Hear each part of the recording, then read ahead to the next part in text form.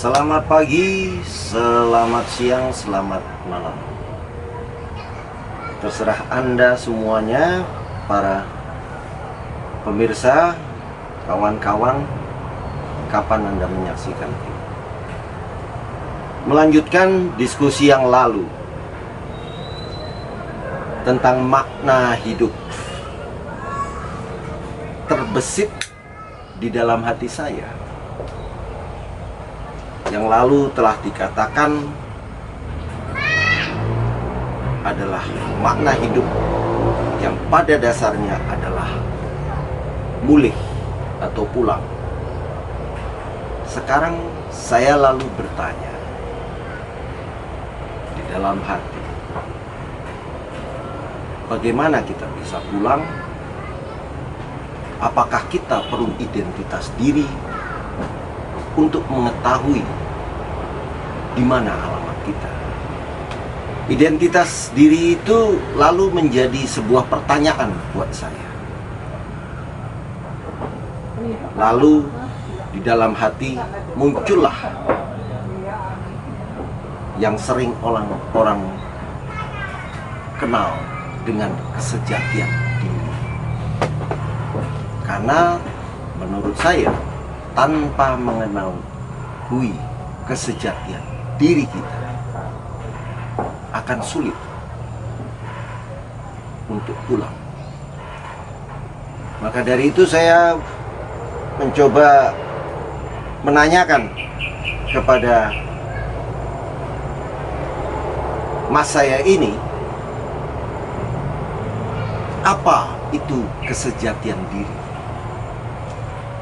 Dan bagaimana kita menemukannya, sehingga dengan itu kita bisa pulang nanti. Monggo dijawab, Mas. Ya, terima kasih Dimas. Kesejatian itu konkret. Kalau abstrak, kesejatian itu bisa dirumuskan. Tetapi karena dia konkret, itu jadi kesulitan untuk dirumuskan. Maka saya hanya akan bisa menyampaikan tanda-tanda atau pola-pola dari kesejatian itu. Yang pertama yang harus kita sadari adalah gambaran kita masing-masing tentang hidup ini, tentang hidup kita masing-masing. Gambaran itu biasanya akan terpacu kalau kita melihat sesuatu di luar diri kita, lalu kita mencoba mencari kesamaannya dengan diri kita. Saya anak petani, jadi saya selalu melihat pohon-pohon di sekitar saya sebagai contoh tentang kehidupan ini. Kalau melihat daur hidup tumbuhan di sekitar kita, kadang kita mengenal pada saat pohon itu masih berupa benih. Kalau pohon itu masih berupa benih, maka yang dikenali ya tidak lebih dari sekedar benih. Maka perlu untuk menumbuhkan benih itu sehingga menjadi tanaman. Caranya dengan menanamnya, dengan menyiramnya, dan seterusnya. Dan ketika dia tumbuh, terubus, membesar, muncul cabang-cabang, daun-daun berganti, muncul bunga, muncul buah. Dan setelah semuanya dialami dan kita lihat, lalu kita mulai menyadari siapakah sebenarnya si pohon mangga itu. Karena kita mulai melihatnya dari bijinya, dari buahnya, dari cabang-cabangnya, dan setelah keseluruhan itu kita baru tahu kurang lebih pohon mangga itu seperti itu. Kita tahu itu sebenarnya berdasarkan potongan-potongan. Potongan saat dia berupa biji, saat dia trubus, saat dia muncul cabang, saat dia muncul daun, muncul bunga, muncul buah, buahnya matang, jatuh, lalu memunculkan tanaman yang baru. Jadi dari proses step-step fase-fase tumbuhnya pohon mangga itu keseluruhan, mulai dari awal benih sampai kemudian pohon menghasilkan bunga, buah, dan akhirnya menjadi benih lagi. Satu lingkaran. Itulah hidup. Satu fase. Ada ribuan fase. Satu fase saja seperti itu. Fase-fase berikutnya mirip, tetapi ada perbedaan di sana. Maka kesejatian itu adalah rasa yang ada ketika semua itu terjadi. Bukan hanya pada saat ada bunganya, pada saat ada buahnya, atau pada saat baru biji. Tetapi ketika kita bisa merasakan kesemuanya itu, maka kesejatian itu mulai kita kenali. Karena itu saya bilang, kesejatian itu bukan konsep yang abstrak, tapi dia adalah realitas yang terutama bisa kita kenali dari apa yang kita rasakan. Dengan kata lain, kesejatian itu melekat pada rasa. Jadi kalau saya gambarkan seperti tadi, yang digambarkan seperti dalam tumbuhan, itu sebuah proses untuk mengenali pohon mangga. Dalam kehidupan ini kita manusia, apakah sepotong itu cara kita untuk melihat kesejatian. Jadi tiap fase itu adalah kesejatian.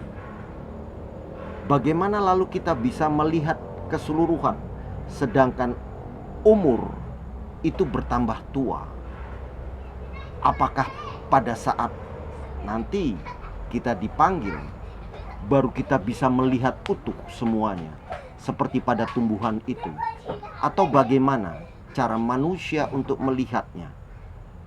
Memang dari setiap kejadian, setiap fase yang kita lihat, tapi itu kan hanya potongan-potongan.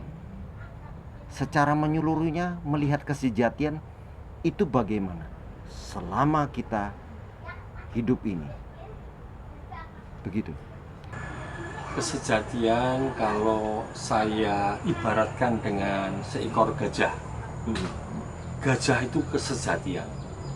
Tetapi kalau kita mau kenal gajah, lebih kenal lagi, kita pasti terpaksa melihat potongan-potongan dari gajah itu.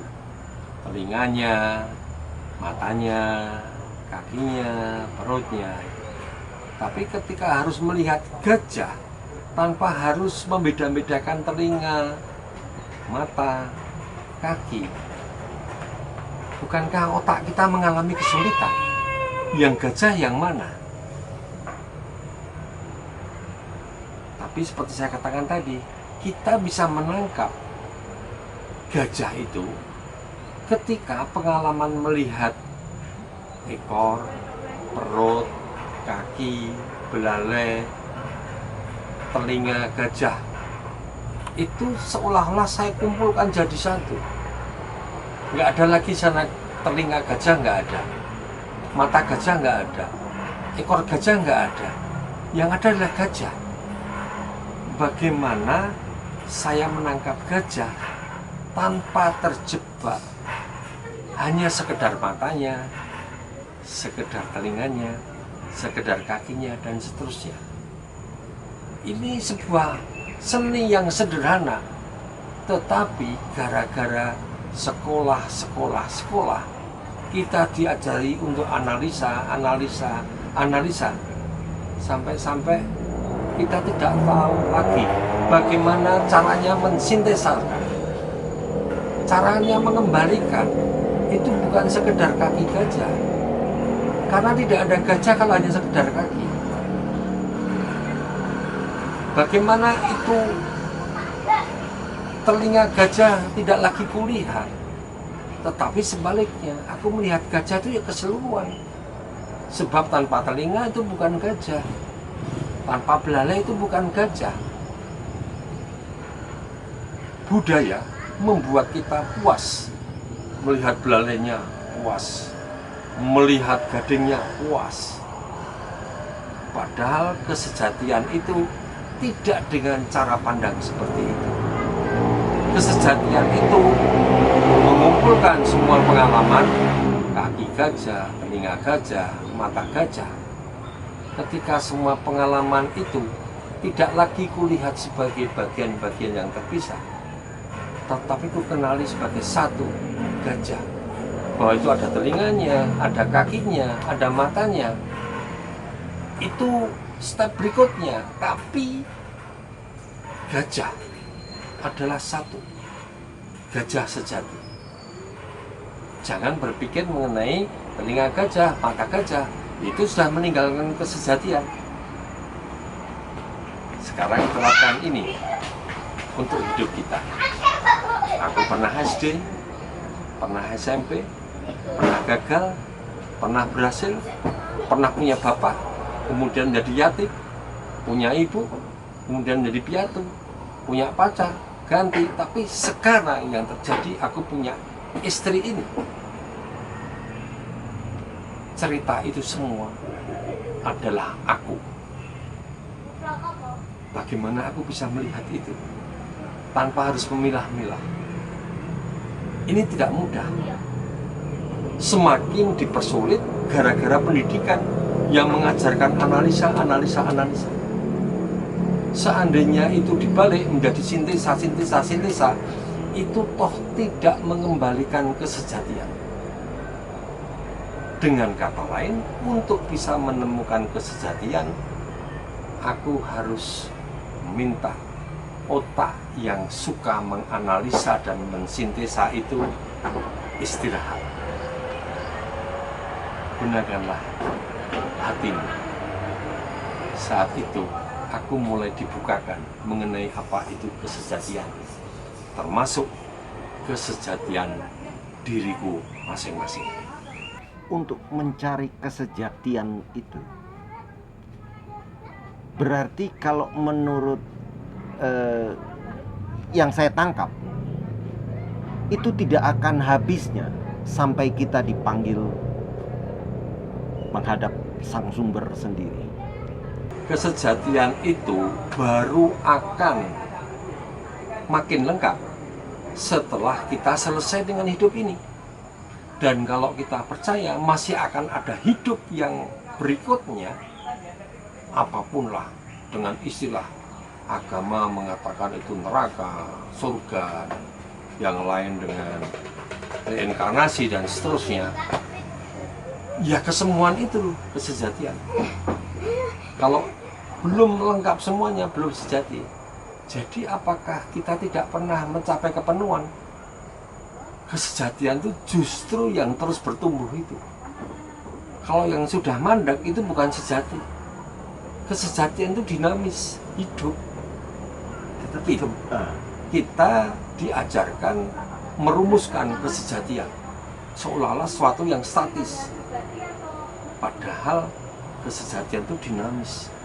Dan untuk hidup kita berarti itu adalah rentang yang lebih panjang daripada yang bisa kita ingat. Sekarang saya mencoba menanyakan sesuatu lagi, masih tentang kesejatian. Orang banyak terpeleset dengan istilah-istilah yang dipakai oleh para psikolog, psikiater tentang siapa diri saya. Dari kacamata saya berbeda. Orang melihat itu memang, oh ya, saya introvert, saya ekstrovert, saya orangnya begini, begitu. Yang hanya nampak dari soal-soal ilmiah atau psikologi. Orang sering sekali terpleset lalu menilai saya itu seperti itu. Dengan kata lain, kesejatian saya seperti itu. Saya bandel, saya ngeyel, saya segala macam. Itu yang membentuk saya. Mungkin karena ibu saya berpengaruh psikologi, dari bapak, dari keluarga, dari teman, sehingga membentuk saya dengan karakter seperti itu yang tampak. Kemudian yang lebih dalamnya, sampai orang menjadi agak, maaf, miring sebelah. Oh, dia karena pengaruh ini itu. Dan dari segi intelektual, mencoba menggalinya. Saya katakan lagi, dari segi intelektual, orang menggalinya seolah-olah kemudian menjawab, oh, orang ini memang agak ada masalah dengan psikologi. Apakah itu juga bisa disebut kesejatian dia atau bagaimana? Karena orang sering sekali yang saya lihat itu terpeleset dengan hal-hal seperti itu.